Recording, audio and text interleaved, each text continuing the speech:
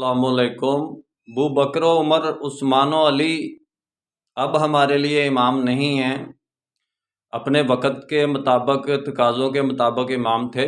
جب حضرت ابو بکر صدیق رضی اللہ تعالیٰ عنہ امام شرعی تھے، اس وقت حضرت علی امام نہیں تھے۔ جب حضرت عمر امام شرعی تھے، اس وقت حضرت ابو بکر صدیق رضی اللہ تعالیٰ عنہ امام شرعی نہیں تھے، حضرت عثمان نہیں تھے، اور جب حضرت عثمان تھے باقی نہیں تھے۔ جیسے حضرت علی امام شرعی تھے، اس وقت باقی نہیں تھے۔ یعنی کہ وقت کے تقاضے کے مطابق وہ اپنے اس وقت کے دور کے امام تھے۔ اب ہمارے لیے وہ امام نہیں ہیں۔ اب ہمارے عقیدے کے اندر یہ ہونا چاہیے کہ ہمارے امام تھے پہلے، یعنی کہ امت کے امام رہ چکے ہیں، اماموں کی صف میں شامل ہیں۔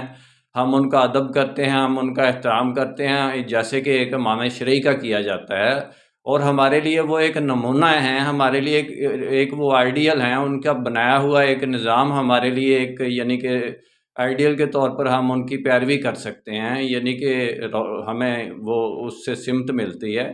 لیکن ہمارے لیے اب امام نہیں ہے۔ اگر ہمارے لیے اب امام ہوں تو ہمیں نظر بھی آئیں اور ہم بھی یعنی کہ ایک جماعت کی شکل میں ان کے پیچھے چلیں۔ ایسی کوئی بات نہیں ہے۔ اب تو امام کو ہمیں سلیکشن کرنا پڑے گی۔ پہلے اللہ تعالیٰ سلیکٹ کرتا تھا، اب ہماری باری ہے کہ ہم نے سلیکٹ کرنا ہے اللہ کے ماننے والوں نے، رسول کے ماننے والوں نے۔ میرا کام اسلامک ورلڈ کے امن اور یونائٹی کا ہے۔ انشاءاللہ ڈیٹیل میں بات پھر ہوگی۔ نسبت وحدت خدمت خیر کے ساتھ۔ اللہ حافظ۔